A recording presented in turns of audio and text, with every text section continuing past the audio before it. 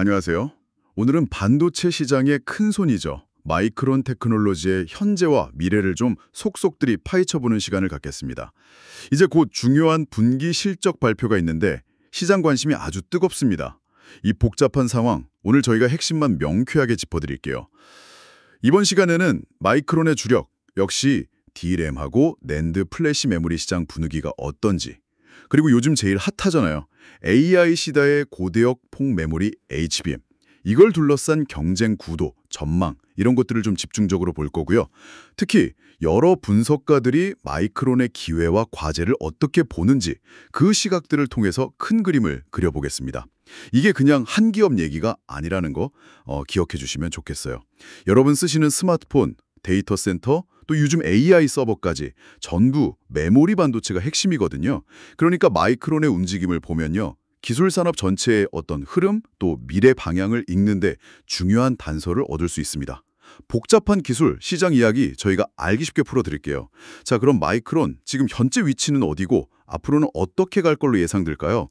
분석가들이 뭘 가장 예민하게 보고 있는지 같이 한번 깊이 들어가 보시죠. 먼저 좀 좋은 소식부터 시작해 볼까요?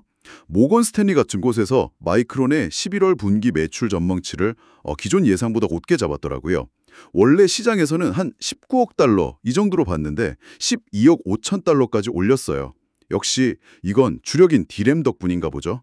네, 맞습니다. 지금 컴퓨팅 인프라 쪽 특히 그 관련 부품들에서 공급이 수요를 잘 못 따라가는 그런 현상이 좀 뚜렷해요. 이런 상당한 공급 부족 상황이 D램 가격을 끌어올리는 뭐랄까 주된 동력으로 작용하고 있는 거죠. 공급이 부족해서 가격이 오른다. 쭉 이어질 가능성이 높다 이렇게 보고 있습니다. 그렇군요. 수요도 탄탄하고 가격도 오르니까 마이크론의 핵심 캐시카우인 D램 사업은 당분간은 좀 든든한 버팀목이 되겠네요. 단기 실적도 끌어주고 어쩌면 다른 사업부의 불확실성 같은 것도 좀 상쇄해 줄 수 있겠고요. 네, 그렇죠. 다음은 요즘 제일 뜨거운 감자죠. HBM. 고대역폭 메모리 이야기로 넘어가 볼게요. 여기서부터는 그림이 좀 더 복잡해지는 것 같은데요. 마이크론은 뭐 내년 HBM 물량 완판될 거다 이렇게 자신하는 것 같던데 시장에서는 또 엔비디아의 그 막강한 영향력이라든지 아니면 경쟁사 움직임 때문에 마냥 좋게만 보긴 어렵다 이런 시각도 있죠. 맞습니다. 일단 현재 HBM 물량 자체는 뭐 잘 나가고 있는 걸로 보여요.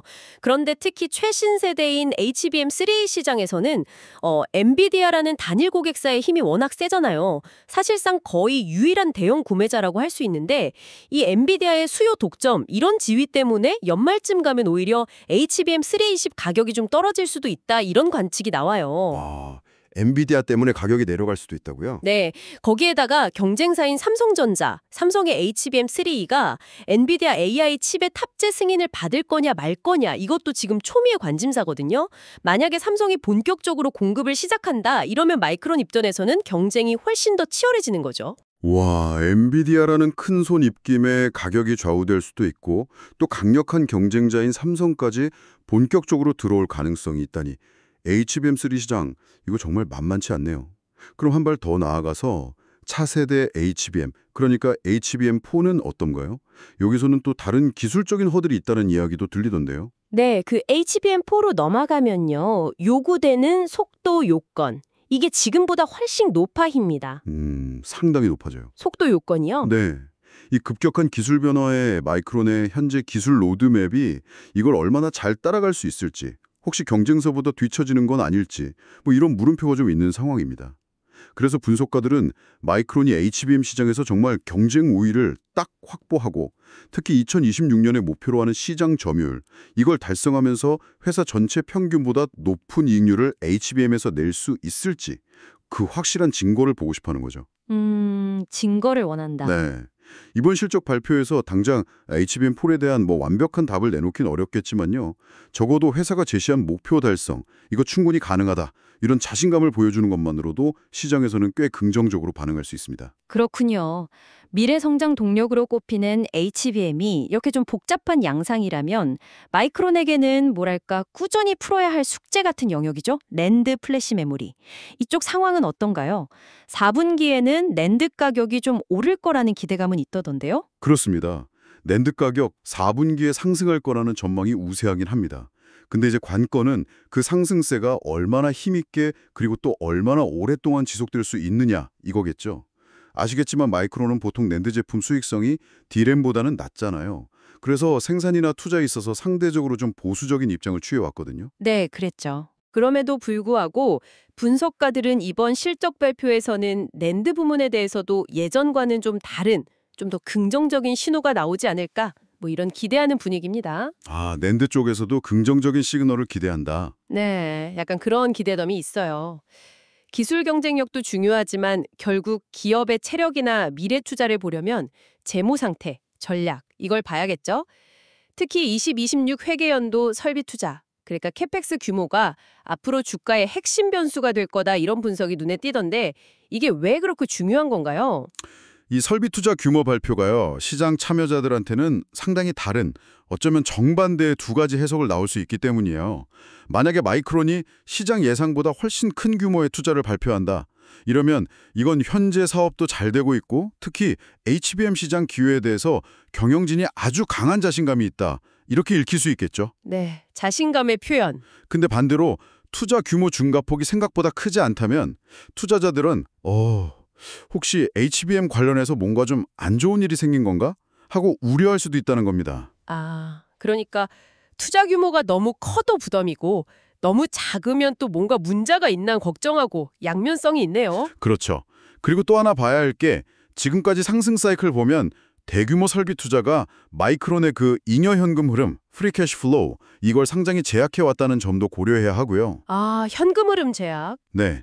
그리고 또 중요한 게 마이크론이 발표하는 이 캐펙스 가이던스 숫자가요, 정부한테 받는 인센티브를 제외한, 그러니까 순수한 투자액이라는 점이에요. 아, 정부 지원금 뺀 금액이다. 맞습니다. 지난 12개월 동안 마이크론이 받은 인센티브만 해도 약 13억 달러나 되거든요.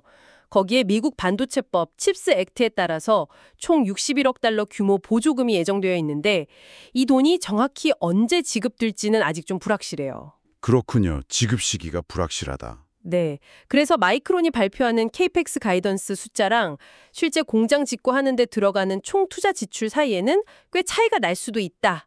이 점을 좀 염두에 두고 해석해야 합니다. 좀 신중해야 하는 부분이죠.